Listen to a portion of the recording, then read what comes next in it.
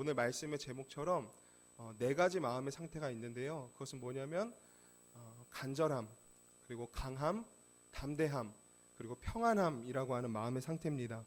이 마음의 상태가 먼저 점검이 되어지고 이 마음의 상태가 먼저 회복이 되어질 때 우리의 신앙을 회복할 수 있는 그 은혜의 자리로 우리가 나아갈 수 있다라는 것인데요. 오늘 우리가 함께 읽은 이 본문 말씀은 사실 지난주에 이제 우리 수련회를 위한 기도회를 시작을 하면서 첫 시간 기도회 때 함께 나누고 또 이 말씀으로 기도를 했었던 본문의 말씀입니다.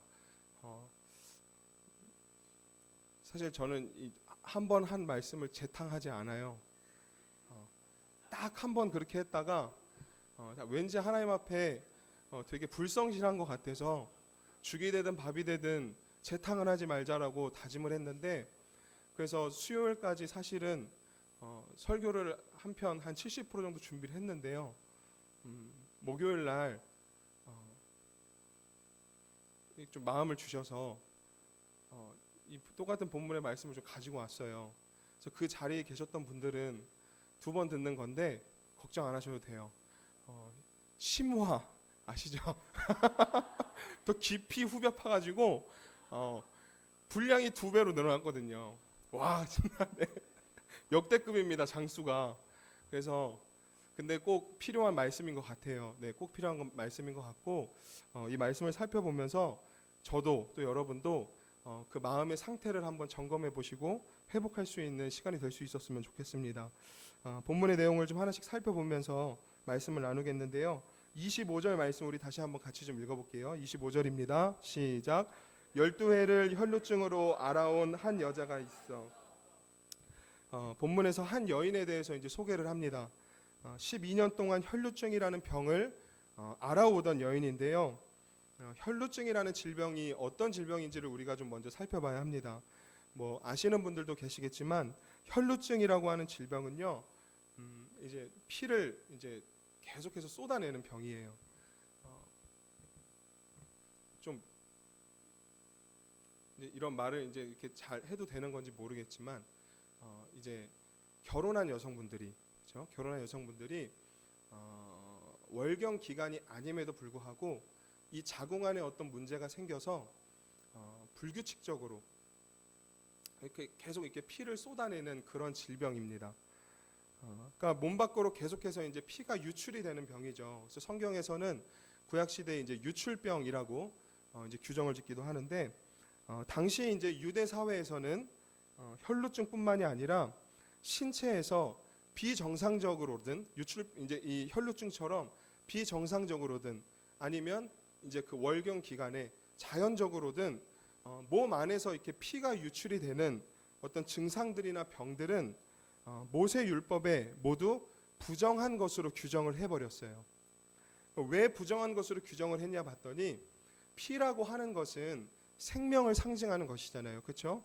근데 그 생명을 상징하는 피가 그 피를 몸 밖으로 이제 쏟아낸다라는 것은 죽음을 의미하는 것이 되고, 그 죽음이라고 하는 것은 우리가 성경을 통해서도 알 수 있지만 죄의 결과로 간주되는 것이기 때문에 이 피를 쏟는 어떤 증상들, 병들은 그 이유가 어떠하든지 상관없이 부정한 것이다라고 모세 율법에서는 그렇게 규정을 한 겁니다.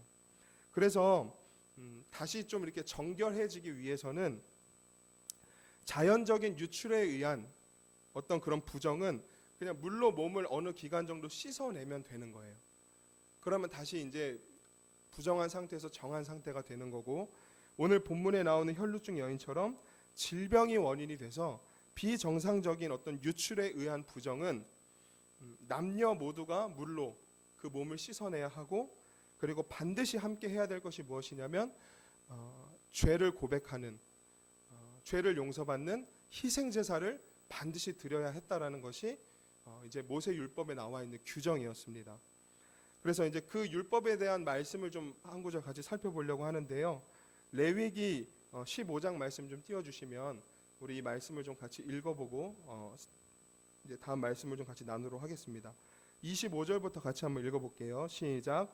만일 여인의 피의 유출이 그의 불결기가 아닌데도 여러 날이 간다든지 그 유출이 그의 불결기를 지나도 계속되면 그 부정을 유출하는 모든 날 동안은 그 불결한 때와 같이 부정한즉 그의 유출이 있는 그가 눕는 침상은 그에게 불결한 때의 침상과 같고 그가 앉는 모든 자리도 부정함이 불결할 때의 부정과 같으니 그것들을 만지는 자는 다 부정한즉 그의 옷을 빨고 물로 몸을 씻을 것이며 저녁까지 부정할 것이요 그의 유출이 그치면 이레를 센 후에야 정하리니.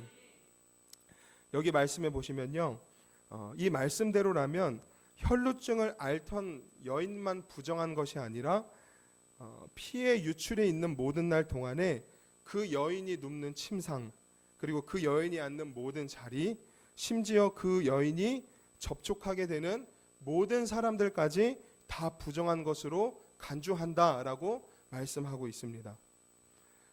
이것이 무엇을 의미하는 것일까? 유출병이라고 하는 것은요, 사실상 주변 사람들로부터 그리고 사회와 세상으로부터 철저하게 격리되어져야만 했던 병이었다라는 것이에요. 이를 통해서 우리는 이 본문에 등장하는 여인이 혈루증으로 인해서 감내해야 할 아픔과 고통의 수준이 어느 정도였는지를 짐작해 볼 수가 있는 겁니다. 먼저 이 여인은 육체적인 고통을 당했겠죠. 그렇죠? 몸에 이상 신호가 생긴 것이기 때문에 당연히 통증이 수반이 됐을 겁니다. 무엇보다 피를 쏟아내는 병이잖아요. 그렇죠? 그렇기 때문에 심한 통증을 감내해야 했다라는 것이고요. 그리고 이 여인은 정신적으로도 고통을 당했다라는 것인데, 피가 흘러내릴 때마다 이제 이걸 씻어내야 되잖아요. 근데 이제 그 당시에 이 가나안 지역은 물이 굉장히 귀한 지역이었어요. 물을 쉽게 구할 수 있는 지역이 아니었다라는 거죠. 그래서 이것을 씻고 싶어도 그 씻어내는데 굉장한 어려움을 겪었다라는 것이고, 요즘같이 시대가 발달해서 어떤 그런 제품들이 그 당시에 있었던 것도 아니잖아요. 그러니까 이 여인이 감내해야 했던 어려움이 우리가 상상하는 것보다 그 이상이었을 것이다 라는 것을 우리가 짐작할 수 있고, 무엇보다 그녀의 마음을 이렇게 굉장히 아프게 짓눌렀던 것은 사람들의 시선이었을 것입니다. 늘 자신의 처지를 들키지 않기 위해서 얼마나 사람들의 눈치를 봐야 했겠어요. 제가 기침할 때마다 허강도사님 눈치를 보는 것처럼. 그리고 세상으로부터 내가 격리되었다라는 그 사실이 굉장히 큰 외로움을 이 여인에게 가져다 줬을 거라는 거예요. 이번 이제 요즘에 계속 코로나 바이러스에 대한 어떤 뉴스 기사가 계속 이슈가 돼서 저도 매일매일 시간이 날 때마다 이제 이 기사를 좀 확인을 하는데, 이번 주에 목요일인가 금요일쯤에 이제 제가 본 기사가 하나가 있습니다. 중국에 살고 있는 한 할머니에 관한 기사였는데요. 아마 뭐 SNS나 이런 거 통해서 보신 분들도 계실 거예요. 이 기사를 제가 읽으면서 당시에 혈루증에 걸렸던 이 여인의 심정이 이런 심정이었겠구나, 제가 정말 한 조금 좀 공감을 했던 기사였는데, 이 기사 제목이 뭐냐면 마스크 안 했다고 욕먹어 울던 할머니는 돈이 없었다. 이런 제목의 기사였어요. 그래서 제가 이 기사 전문을 한번 좀 여러분들에게 읽어봐 드릴게요. 신종 코로나 바이러스 감염증이 시작된 중국 내 마스크 폭리 현상이 지속되고 있다. 마스크 대신 기저귀, 생수통과 같은 일반 생필품을 대신 쓰고 있는 모습이 포착되는가 하면 마스크를 쓰지 않은 사람에게 욕설을 하는 일까지 발생하고 있다. 최근 페이스북 등 각종 SNS에는 마스크 못 사 울고 있는 할머니라는 제목의 사진이 공개됐다. 중국의 대중교통 안에서 촬영된 것으로 보이는 사진에는 한 할머니의 모습이 담겨 있다. 이 할머니는 사람들의 눈치를 보는 듯 주변을 힐끗거렸고 손과 외투, 옷깃으로 입을 가리기도 했다. 그러다가 굳은 표정과 울 것 같은 표정을 번갈아 짓기도 했다. 할머니의 사연은 이렇다. 사람들이 많이 모이는 대중교통을 이용해야 했지만 그 전에 마스크를 구매하지 못했다. 신종 코로나 사태 이후 마스크 가격이 천정부지로 솟은 탓이다. 결국 빈손으로 자리에 앉게 된 할머니를 향해 감염 우려에 떨던 사람들은 욕설을 하기 시작했다. 대놓고 그의 주의를 피하며 비위생적이라고 눈치를 주기도 했다. 이런 상황에서 할머니는 말없이 앉아 옥기수로 얼굴을 가렸던 것이다. 이때 등장한 건 한 청년이었다. 할머니 옆에 선 한 남성은 선뜻 손에 들고 있는 하얀 마스크를 건넸다. 남성에게 마스크를 받은 할머니는 빠르게 입을 가린 뒤 고마움을 전했다. 이어 남성이 자리를 뜬 뒤 마스크를 착용한 할머니가 울며 연신 눈물을 닦는 장면이 공개됐다. 이후 상황에 대해서는 전해지지 않았지만 할머니의 짧은 순간이 담긴 사진은 네티즌들을 안타깝게 했다. 이 할머니는 지금 바이러스에 감염된 상태가 아닙니다. 그렇죠? 단지 이 마스크 값이 너무 비싸서 그 마스크를 구매할 돈이 없어서 마스크를 착용하지 못한 것임에도 불구하고 버스로 이동하는 그 짧은 찰나에 얼마나 많은 사람들의 눈치를 봤을 것이며 욕설을 들었을 것이며 그것 때문에 얼마나 마음고생을 하셨겠냐고요. 그런데 혈루증을 앓던 여인은요, 이 성경에 보니까 몇 년 동안 혈루증을 앓았다고요? 12년 동안. 그러니까 12년 동안 마음고생을 해왔다라는 거예요. 여기에서 12년이라고 하는 것은 당연히 시간적인 개념이 포함이 되는 어떤 그런 표현이지만 다른 의미도 갖고 있습니다. 당시 유대인들에게 12라고 하는 숫자는요, 어떤 의미로 다가왔냐면 하늘의 수, 또 하나님의 수로 칭해졌던 숫자 3, 그리고 땅의 수, 사람들의 수로 칭해졌던 숫자 4, 이 두 가지 수를 곱해서 나오는 수가 12잖아요. 그렇죠? 그래서 이 12라고 하는 숫자는 히브리 사람들에게 완전하고 많은 것을 나타내는 수였대요. 따라서 12년 동안 혈루증을 앓았다라는 것, 마가가 이 성경을 기록할 때 12년이라는 숫자를 기록한 의도는 이 여인의 상태가 고칠 수 없을 정도로 악화된 상황까지 왔다라는 것을 지금 우리에게 밝혀주고 있는 거예요. 굉장히 심각한 상태라는 거죠. 그 상태에 대해서 26절에 친절히 소개를 하고 있습니다. 26절 말씀도 같이 한번 읽어볼게요. 시작. 많은 의사에게 많은 괴로움을 받았고 가진 것도 다 허비하였으되 아무 효험이 없고 도리어 더 중하여졌던 차에 12년 동안 이 여인은 많은 의사를 찾아다니면서 치료를 받고자 백방의 노력을 했습니다. 괴로울 정도로 고생을 했다라고 성경이 기록하고 있죠. 자신이 가진 모든 재산을 다 여기에 쏟아부었어요. 그렇게까지 했음에도 그녀의 상태가 나아지기는커녕 오히려 그 병세가 악화되었다라고 성경이 기록하고 있습니다. 그러니까 이 여인이 힘들게 의사 한 명을 찾아가서 많은 돈을 들이면서 진료를 받았음에도 불구하고 이 병은 고쳐질 수가 없습니다. 이 검사 결과를 들을 때마다 얼마나 그 가슴이 무너져 내렸겠냐고요. 12년 동안 그렇게 노력을 해봐도 안 된다는 사실을 너무나 잘 알고 있었을 거 아니에요. 그런데 알면서도 또 찾아다니고 또 찾아가봤지만 결국 그녀의 마음에 남는 것은 절망뿐이었다라는 겁니다. 더 이상 내가 할 수 있는 것이 없구나. 이런 생각이 들 때 그 찾아오는 상실감과 절망감은요, 이건 정말 말로 표현할 수가 없는 거죠. 지금 여인이 그런 상태에 있다라는 것인데, 그런데 어느 날 이 여인에게 한 가닥 희망의 빗줄기와 같은 소식이 들려온 거예요. 그 소식이 무엇이냐면 27절 앞쪽에 한번 보실래요? 누구의 소문을 듣고 오라고 돼 있나요? 예수의 소문을 듣고. 여인이 예수라고 하는 사람에 대한 소문을 들었대요. 어떤 소문이냐면 이 예수라고 하는 사람이 있는데 이 사람이 여기저기를 다니면서 어떤 신통한 능력을 가지고 질병에 걸려서 아픔 당하고 있는 사람들을 고치면서 다니더라. 어떤 사람들을 고치냐면 귀신 들린 사람도 고치고 또 그 시몬의 장모가 열병에 걸렸을 때에도 그분이 고쳐주셨고 중풍병자도 고치고 손 마른 사람도 고치고 나병 환자도 고치고 그렇게 각종 질병으로 고생하던 사람들을 일일이 찾아다니면서 고쳐주셨다. 근데 심지어 공짜로 고쳐주셨다. 이 소문을 여인이 듣고 절망뿐이던, 그래서 칠흑같이 그 어두컴컴하던 그녀의 머릿속에 한 줄기 이제 희망의 빛이 비춘 거죠. 유명하다던 이 의사들도 그렇게 많은 돈을 받으면서까지도 내 병을 고쳐준 적이 없는데 이분이라면 내 병을 고쳐줄 수 있겠구나. 어떤 마음이 들었을까요? 내가 반드시 이분을 만나야겠다. 그때부터 그녀의 머릿속은 온통 누구 생각뿐이었을까요? 예수님 생각뿐이었겠죠. 28절 한번 같이 읽어보겠습니다. 시작.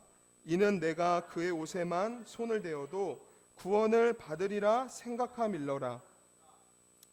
당시 사람들은 어떤 능력을 소유하고 있는 사람은 그의 능력이 그가 입은 옷에까지 전달되어진다는 그런 어떤 믿음을 가지고 있었대요. 그래서 이 여인도 지금 예수의 소문을 듣고 그 사람의 옷에 내가 손만 대어도 내 병을 고침받을 수 있겠구나라고 생각한 겁니다. 그러니까 이건 미신적인 요소죠. 그렇죠? 예수님의 그 입고 계시던 옷자락이 이 여인의 병을 고치는 게 아니잖아요. 예수님이 고쳐주시는 거잖아요. 미신적인 요소지만 중요한 것은 무엇이냐면 이 여인의 생각이 지금 예수님으로 온통 가득 차 있다라는 거예요. 예수님이 이 여인에게는 지금 전부가 되셨고, 그래서 이 여인의 마음속에 예수님을 반드시 만나야겠다라는 그 갈망이, 뜨거운 갈망이 그 마음속에 막 솟아나고 있는 상태가 되었다라는 겁니다. 여기에서 우리는 참된 믿음이란 무엇인가를 정의할 수 있는 거예요. 믿음이란 무엇인가? 믿음이라는 것은 예수님 한 분만 간절히 원하는 거예요. 그게 믿음입니다. 내 마음이, 그리고 내 생각이 온통 예수님께 사로잡혀 있는 것을 말하는 거예요. 그래서 예수님을 만나고 싶은 그 갈망이, 간절함이 막 솟아오르는 것, 이것이 참된 믿음이다라는 것이죠. 이 믿음이 지금 여인에게 생겼다라는 겁니다. 그런데 이 믿음이 언제 생겼다고요? 누구의 소문을 듣고? 예수의 소문을 듣고. 믿음이라는 것은 예수님에 대한 소문을 들을 때 생기는 거예요. 다시 말씀드리면 믿음이라는 것은 예수님의 말씀을 듣는 자리에서 생기는 것이다라는 겁니다. 그래서 사도 바울이 고백을 하죠. 로마서 10장 17절 말씀 같이 한번 읽어볼게요. 시작.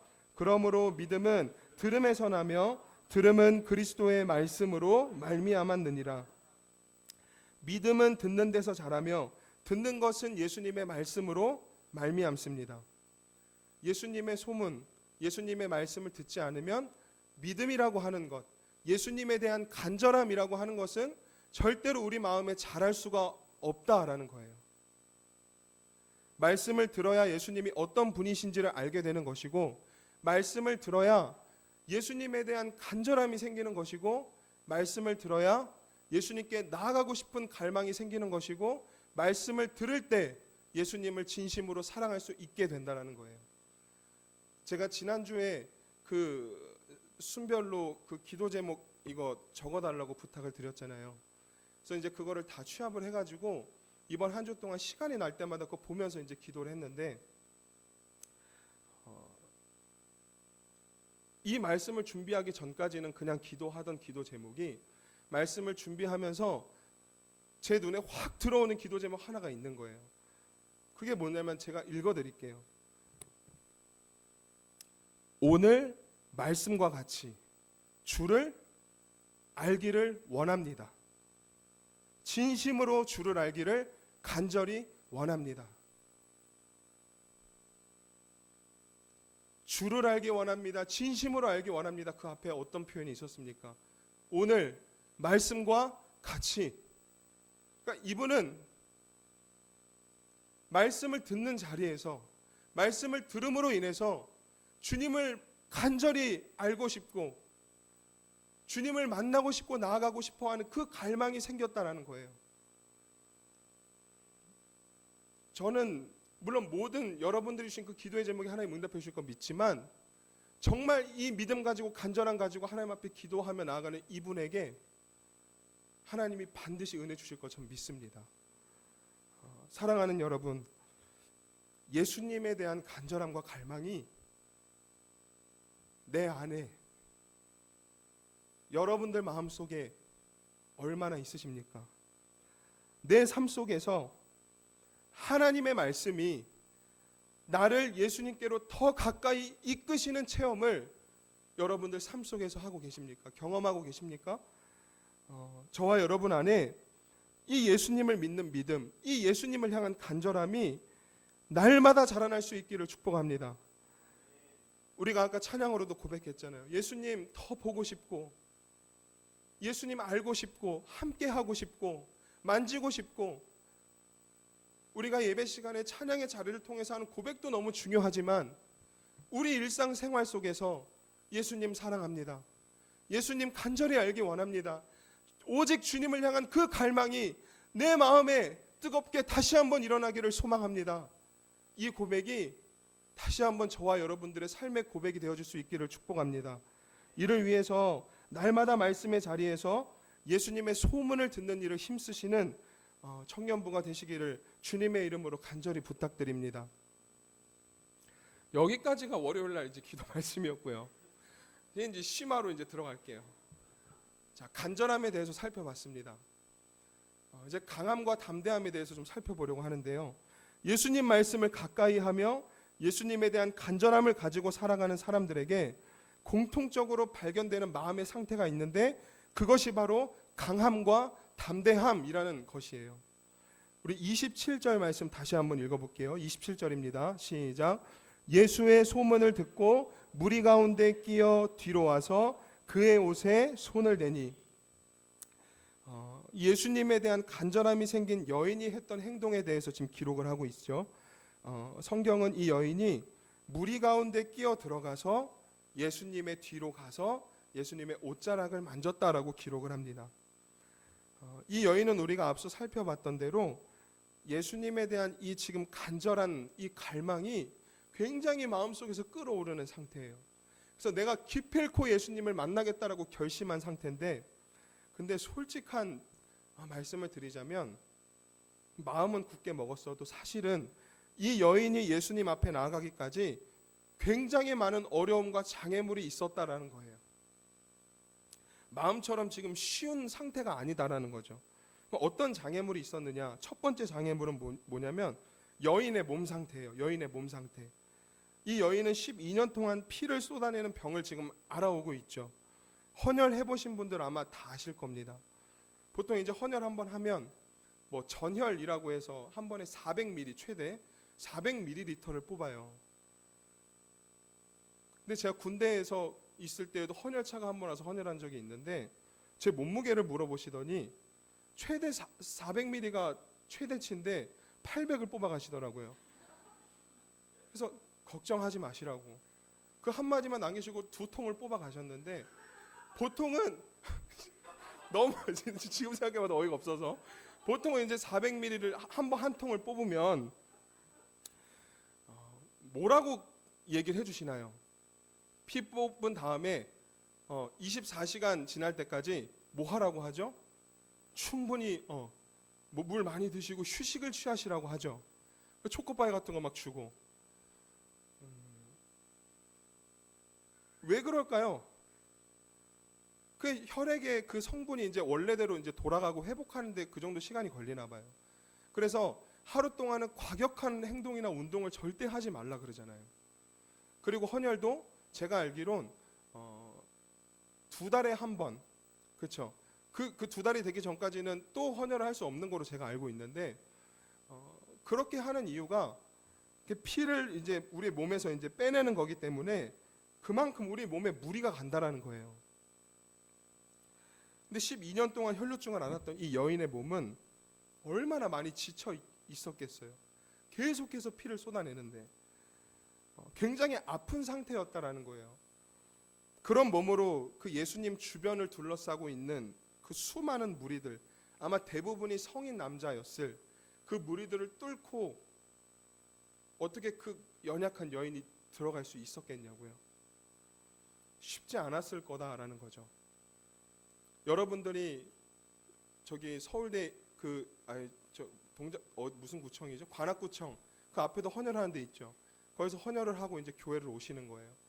이제 기도하려고 말씀 들으러 예배 드리러 교회 오는데 교회 딱 그 정문 앞에 저하고 허강도사님하고 이범석 전도사님이 문을 딱 지키고 서 있다라고 생각해 보세요. 그 뚫고 들어오실 수 있는 분이 있을까요?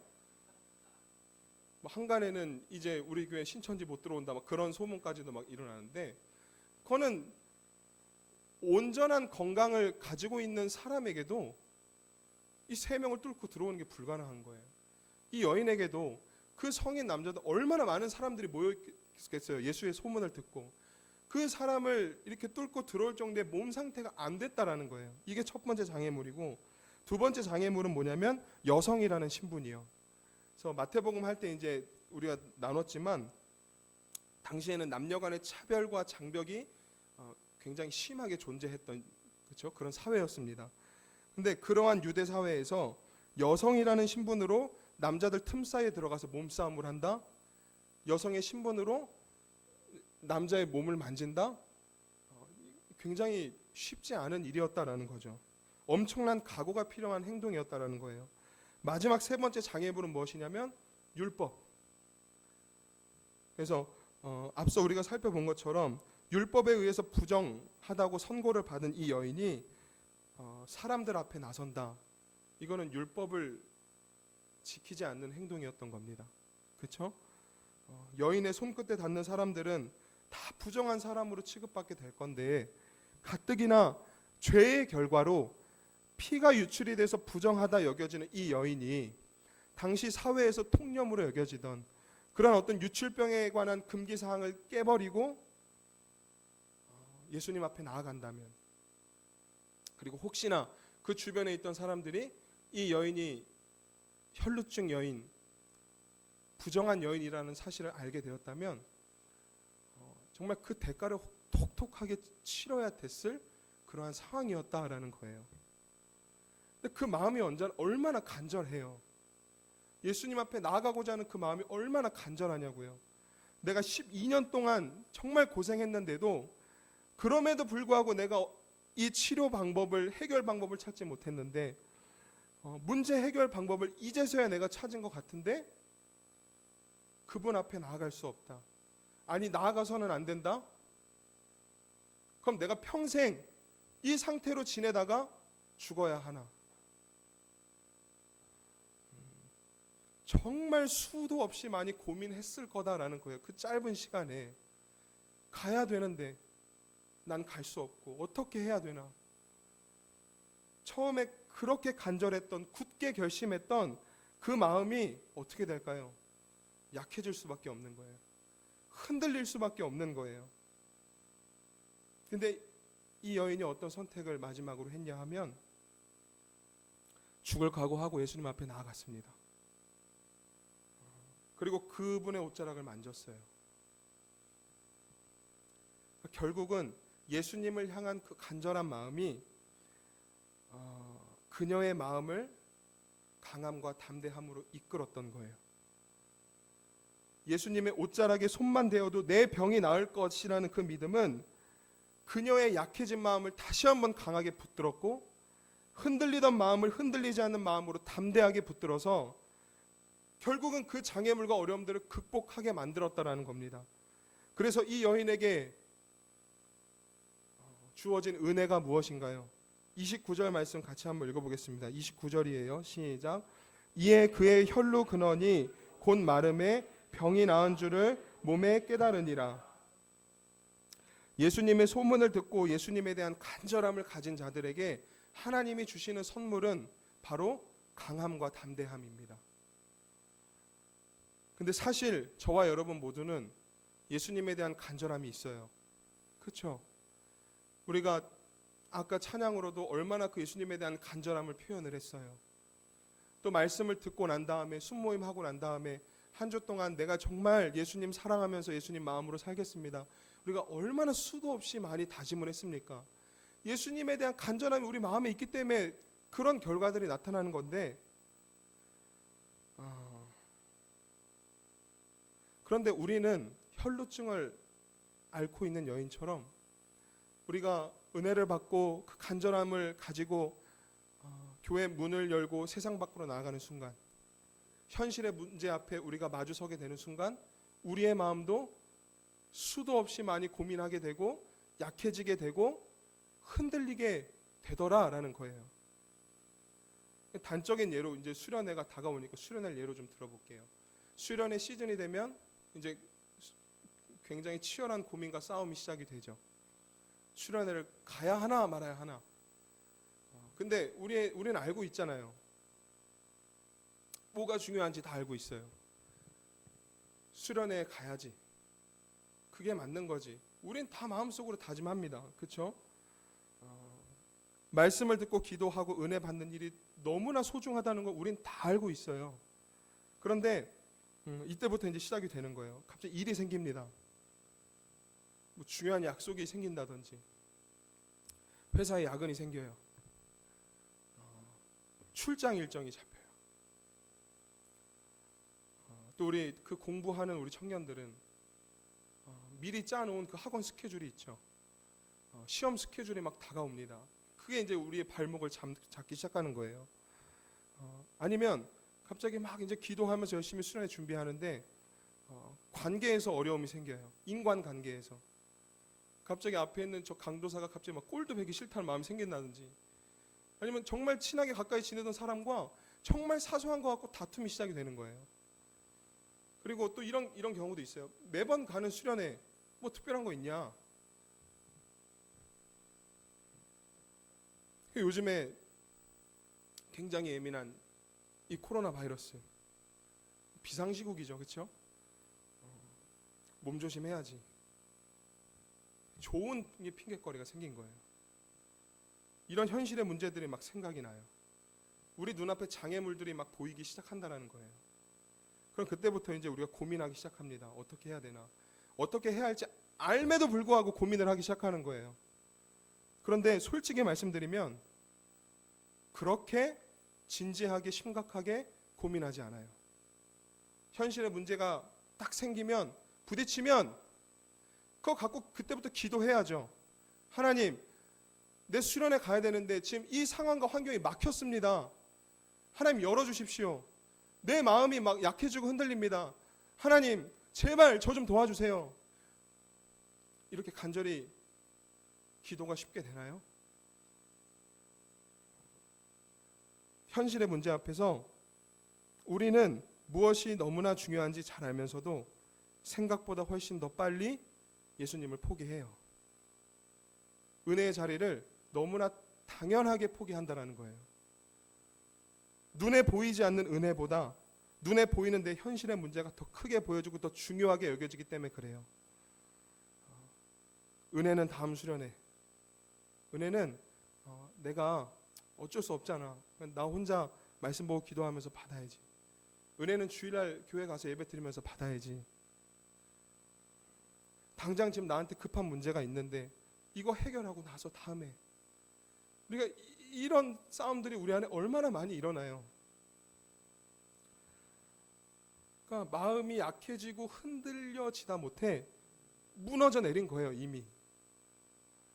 더 솔직히 말씀드리면 우리 안에 은혜에 대한 간절함이 없는 것일 수도 있습니다. 간절함이 없으니까 마음이 강해지지 못하고 담대해지지 못하는 거예요. 저도 마찬가지예요. 저도 가정이 생기고 아이가 생기다 보니까 너무 쉽게 은혜의 자리를 포기해버려요. 나 힘드니까. 나 좀 쉬어야 되니까. 믿음보다 현실이 너무 쉽게 앞서진다라는 거예요. 근데 여러분 정말 심각한 것이 무엇이냐면 신앙에 있어서 다음이라는 것은 없을 수도 있습니다. 은혜보다 현실의 문제를 선택하면 그 다음에 똑같은 상황이 벌어질 때 다음에는 내가 은혜를 선택하겠지. 하지만 은혜보다 현실을 선택한 사람은 그 다음에도 현실을 선택하고 그 다음에도 현실을 더 쉽게 선택하게 되더라라는 거예요. 습관이 된다라는 거예요. 나도 모르게 그렇게 은혜로부터 멀어지다 보면 아예 은혜의 영역에서 벗어나 있게 되는 내 자신을 발견하게 되는 겁니다. 그게 얼마나 무서운 건지 아세요?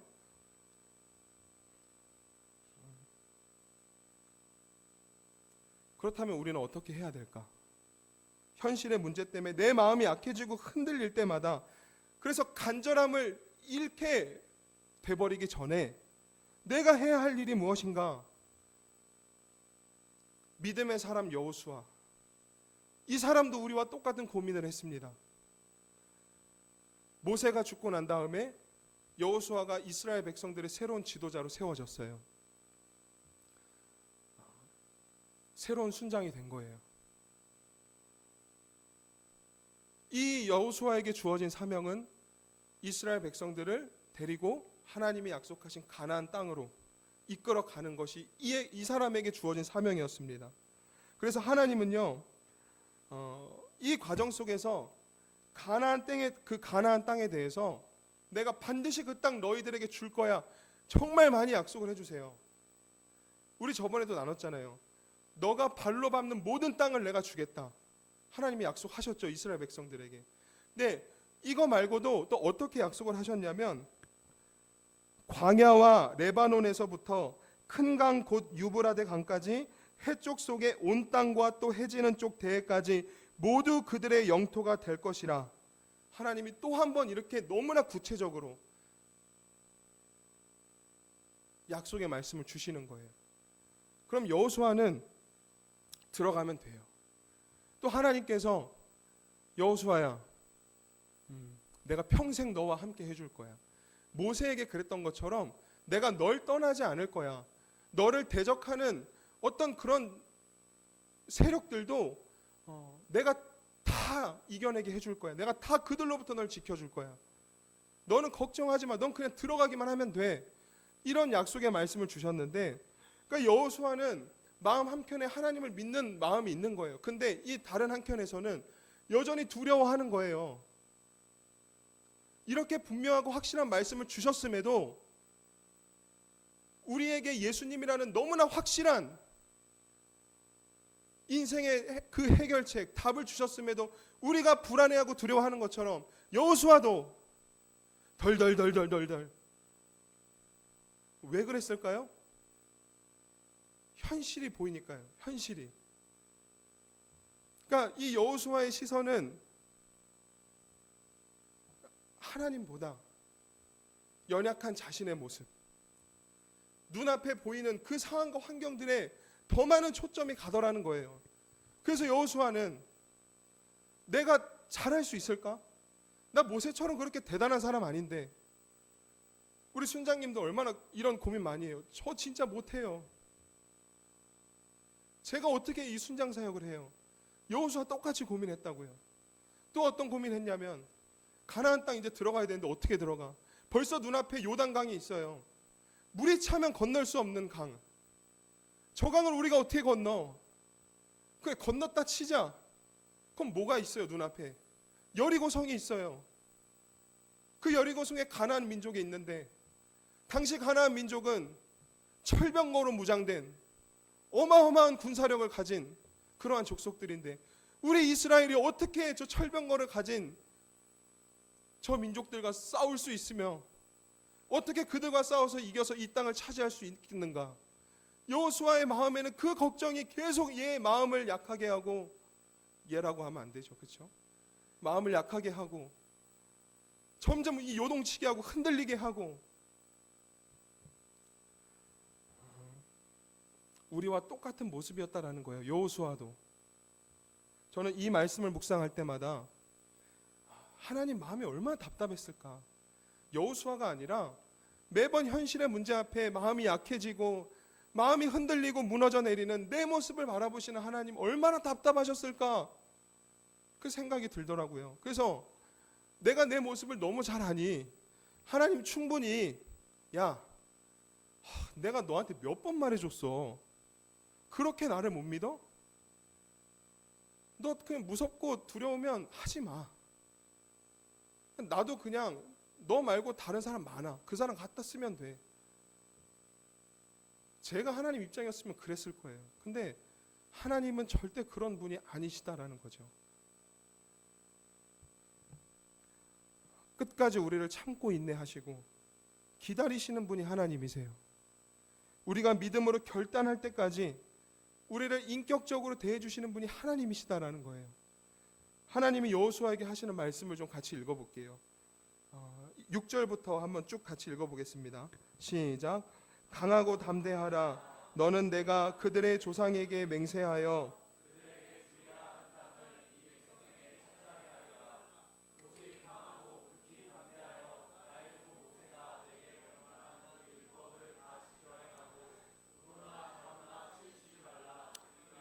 어디로 가든지 형통하리니 이 율법책을 내 입에서 떠나지 말게 하며 주야로 그것을 묵상하여 그 안에 기록된 대로 다 지켜 행하라. 그리하면 내 길이 평탄하게 될 것이며 내가 형통하리라. 내가 내게 명령한 것이 아니냐. 강하고 담대하라. 두려워하지 말며 놀라지 말라. 내가 어디로 가든지 내 하나님 여호와가 너와 함께 하느니라 하시니라. 하나님 정말 인자하시죠. 제가 어느 정도로 인자하신가 드라마 바이블 찾아가지고 이 본문 찍어서 들어봤거든요. 드라마 바이블 상에서 나오는 하나님 그 음성도 얼마나 인자하신지 몰라요. 여기 보시면 반복되는 표현이 있습니다. 어떤 표현이 반복이 되나요? 네, 현실 앞에 마음이 약해지고 자꾸 흔들리고 두려워하는 그 여호수아에게 하나님이 반복해서 하시는 말씀이 강하고 담대하라.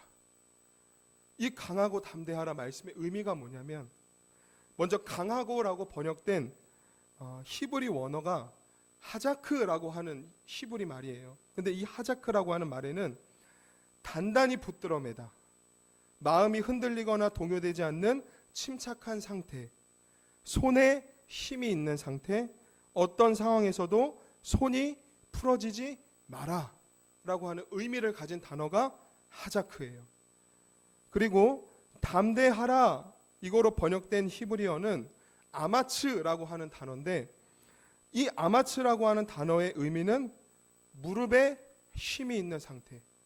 아까 하자크는 어디에 힘이 있는 상태였죠? 손에 힘이 있는 상태.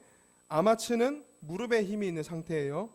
이 의미를 종합해 보면 이건 거예요. 강하고 담대하라 라고 하신 하나님의 말씀은 손에 힘이 있는 상태와 무릎에 힘이 있는 상태가 풀어지지 않음으로써 어떠한 상황에서도 마음이 흔들리거나 동요되지 않는 침착한 상태가 되라. 손에 힘이 있는 상태, 무릎에 힘이 있는 상태. 여러분 어떤 자세가 연상이 되시나요? 기도예요, 기도. 예수님에 대한 간절함, 은혜에 대한 간절함은 아까 언제 생기는 것이라고 우리가 함께 나누었습니까? 말씀을 들을 때 예수님에 대한 간절함이 생기는 것이고, 그 간절한 마음에 어떠한 상황에서도 흔들리지 않는 강함과 담대함이 겸비되려면 우리 손과 무릎이 힘이 있는 상태로 풀려지지 않아야 된다라는 거예요. 그러니까 간절한 사람은 간절한 만큼 온 힘을 다해서 두 손을 모으고 무릎을 꿇는다라는 겁니다. 기도에 힘을 잃지 않는다라는 거예요. 힘있게 기도하면서 여인이 그랬던 것처럼 내 눈앞에 보이는 모든 장애물들을 극복하게 되고 결국은 주님 앞에 나아가게 된다라는 거예요. 그러면 주님께서 내 마음을 강함과 담대함으로 붙들어 주십니다. 어떤 상황에서도 흔들리지 않게, 동요되지 않게, 약해지고 무너지지 않게 붙들어 주시고, 마지막 평안함, 그 마음의 상태를 우리에게 허락하시는 거예요. 오늘 본문의 결론 34절 말씀 마지막으로 같이 읽겠습니다. 시작. 예수께서 이르시되 딸아 내 믿음이 너를 구원하였으니 평안히 가라. 내 병에서 놓여 건강할지어다. 예수님이 말씀하시죠.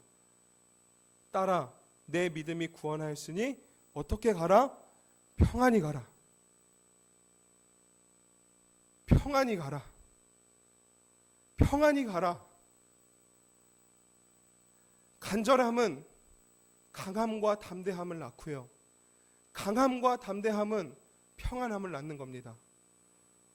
말씀을 듣고 기도하는 사람은 언제나 마음이 평안할 수밖에 없는 거예요. 이렇게 물어보실 수 있겠죠. 여인이 병고침을 받았으니까 평안한 거 아닌가요? 아니요. 절대 아니요. 병고침을 받아서 평안한 것이 아니라 예수를 믿음으로 구원을 받았기 때문에 평안한 겁니다. 간절함이 회복되고 강함과 담대함이 회복된 사람들은 현실의 문제가 해결되지 않아도, 여전히 상황이 변하지 않아도, 큰 산이 내 앞에 있어도 평안한 거예요. 왜 그럴까요? 말씀과 기도의 자리를 통해서 구원의 하나님을 온전히 신뢰할 수 있게 되기 때문에 그렇습니다. 말씀과 기도의 자리에 있는 자만이 하나님께 내 삶을 온전히 맡기는 거예요. 하나님만을 붙드는 거예요. 주님은 나의 최고봉, 저작한 사람의 이름이 갑자기 생각이 안 나요. 무슨 챔버였더라? 오스만 챔버. 네, 그 사람이 어떤 얘기를 했냐면, 잘 들어보세요.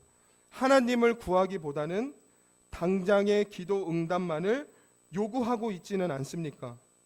기도의 진정한 의미는 응답이 아니라 하나님을 붙드는 겁니다. 반드시 기억하십시오. 우리 마음의 평안을 주시는 분은 하나님 뿐입니다. 말씀을 정리하겠습니다. 혈루증을 앓던 여인은 예수님의 소문을 들었어요. 그 소문을 듣고 예수님에 대한 간절함이 생겼습니다. 그 간절함은 예수님께 나아가는 과정 가운데 놓여져 있던 수많은 장애물들을 강함과 담대함으로 극복하게 했고, 여인으로 하여금 예수님의 옷자락을 잡게 했어요. 그 결과 여인은 믿음으로 말미암아 구원을 받았고 평안함을 누렸습니다. 오늘 우리도 예수님에 대한 말씀을 들었어요. 예수님의 소문을 들은 우리 마음속에 은혜에 대한 간절함이 다시 한번 회복되기를 원합니다.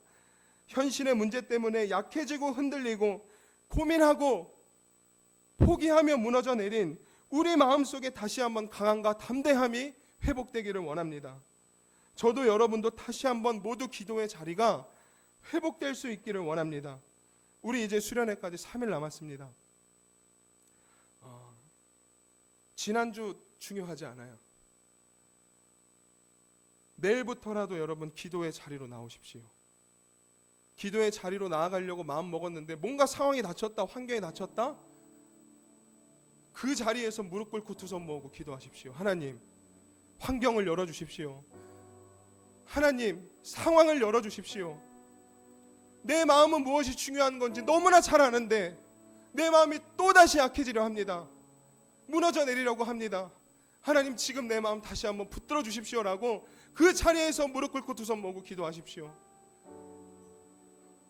하나님은 여러분들을 은혜의 자리에서 기다리고 계십니다.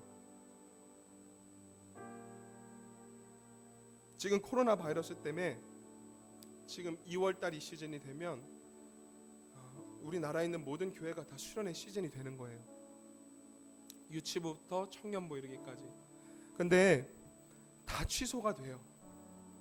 제가 같은 반 그 동기 전도사님들하고 카톡으로 이제 자주는 아니지만 그래도 연락을 주고 받는데, 지난주에 계속 이 카톡방에 형님 교회 어떻게 됐어요? 야, 우리 교회도 다 취소됐다. 형님 교회는요? 너네 교회는 다 무기한 연기됐다. 한편으로 그 카톡 보면서 제 마음에 우리 교회는 취소 안 되나? 제가 목사님한테 가서, 목사님 코로나 때문에 아무래도 우리가 외부로 나가는 건 어렵겠죠. 그렇겠지. 교회에서라도 하는 건 괜찮을까요? 교회에서 하는 건 괜찮지. 제가 그 당시엔 그냥 듣고 흘렸거든요. 교회에서 하는 건 괜찮지. 제가 이 동기 강도사님들과 이 이야기를 잠자리에 들기 전에 아내하고 나눴어요. 다 취소됐대. 우리도 취소돼야 하는 거 아닐까? 근데 그때 아내가 다른 교회 다 취소돼도, 막 대형 교회, 큰 교회들 다 취소돼도 우리 교회가 취소 안 된 건 하나님이 오빠에게 우리 청년들에게, 우리 청년 공동체에게 하시고 싶은 말씀이 있는 거 아닐까? 우리에게 반드시 내려주실 은혜가 있기 때문에 다른 교회 다 취소되고 연기돼도 우리 교회 그대로 진행하는 거 아닐까? 제가 너무 부끄럽더라고요.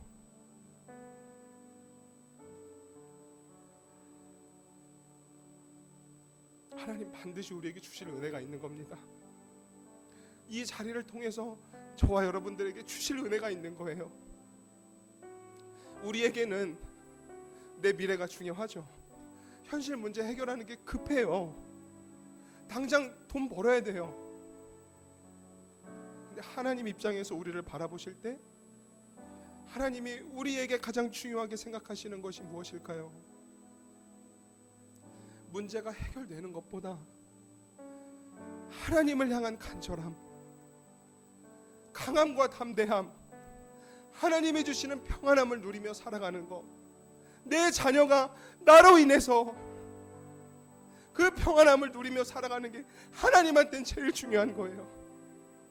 우리 문제 해결 안 돼도 좋아요. 하나님이 계시잖아요. 혹시 지금 이 시간에도 수련회 참석에도 고민하고 계신 분들 있으면 여러분 더 말씀의 자리로, 기도의 자리로 나아가셔야 합니다. 기도의 자리에서 손과 무릎에 다시 한번 힘을 얻으시고 강함과 담대함을 회복하십시오. 하나님은 기도하는 자에게 반드시 은혜를 주십니다. 기도하는 자리에서 여러분들에게, 저에게 평안함을 주시는 분이십니다. 이번 한 주가 저와 여러분 모두에게 이 간절함과 강함과 담대함과 평안함이 회복되는 은혜로운 한 주가 될 수 있기를 주님의 이름으로 축복합니다.